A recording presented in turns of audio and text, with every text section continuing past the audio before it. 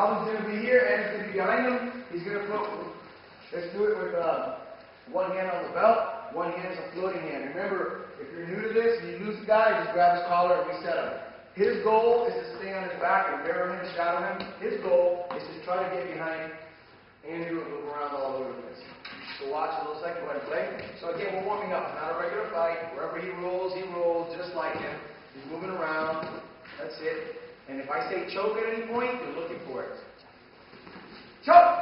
And the other guy goes. Alright, let's go. Let's just stay on your partner's tail. Let's do it. And this one is just a clock of A-frame. So he's going to go upside down sometimes. Basically, if I'm here, he wants to make sure I can't land anywhere, right? So that's what he's doing. Then all I'll do is I'll play around. He's releasing it, I'll go here. If he's behind me, he'll play with his hooks.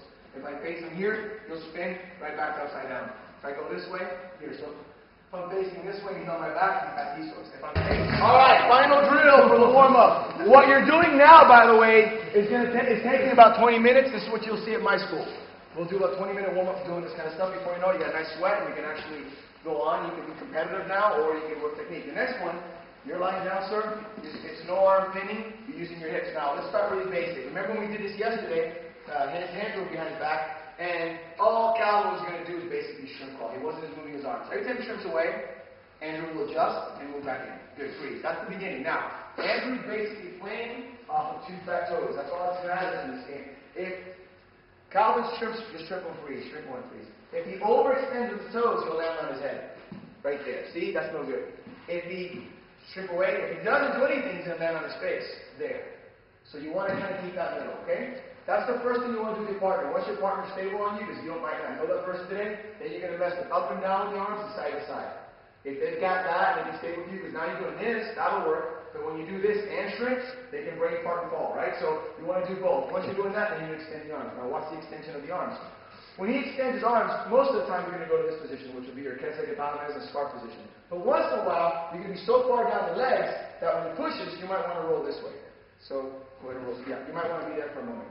I really think you should be upside down often because the fact that we'll talk about it later, it prevents a lot of things. So this, go ahead and strip away. He's going to try to balance, then he'll face him again.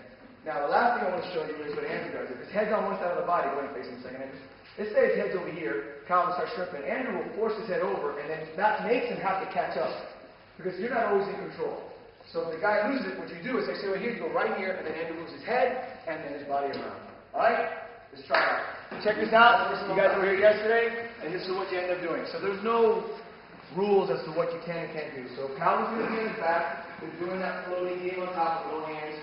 You develop a lot of, things that go on behind the scenes in jiu-jitsu. You shouldn't be thinking too much when you're doing jiu-jitsu. That's why we're all here. We have jobs, families, other pressure. We come here to do this art form, right? Realistically. So it's a very technical game. Don't let me, I'm kidding you, obviously, but this is the conceptual part of the game. So what's going to happen? He's floating with this guy. You got a student doing a good warm-up. Any time the guy at the bottom goes to his stomach, that's a trigger. So he turns to his stomach. Now you play this the other game. You float. So now you're behind him, chasing him. Go ahead and roll up. Now you play this game. If the guy ever loses it, he goes back to his floor, then you go back to the hands behind the back. Hands behind the back, and then float. Okay, the guy on the bottom determines it. He's your coach. Everybody follow? So right now, Calvin goes to his belly. Andrew will adjust and put one hand on his belt and just start floating behind him again. Alright, let's do that to finalize this. Okay? Go ahead. Guy on the bottom of the side. Press the belt now. Press the coach.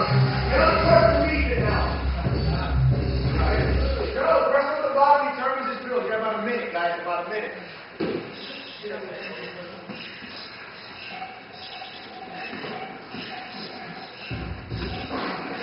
Getting great right now, but you're not doing jiu-jitsu. So if you're paying people money to go to jiu-jitsu schools, I don't think that a 90-minute class is spend 45 minutes to an hour conditioning your body for a fight that you can do outside. So try to keep that in mind if you're running a school, that you don't have to follow tradition and think, well, we got to do all these exercises to make you look like bodybuilders or soldiers or anything else, when it's just about jiu-jitsu.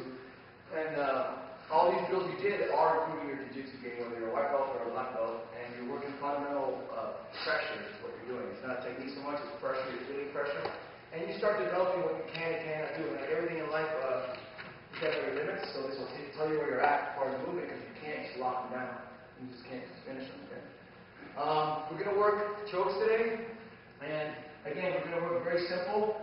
This is a technical class as far as it's not going to be, from my perspective, it's not the conceptual movement-oriented thing. This is the game ending.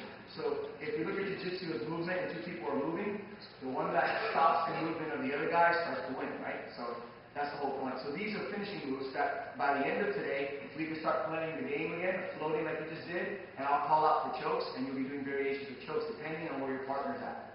So now you start using the techniques you learn from other people into games, and then your warm-up can be more intricate. Now, be careful when you run this, because if you have an entire school of different level belts, people might not know what the other person's doing submission-wise or technically, and it kind of kills the fun.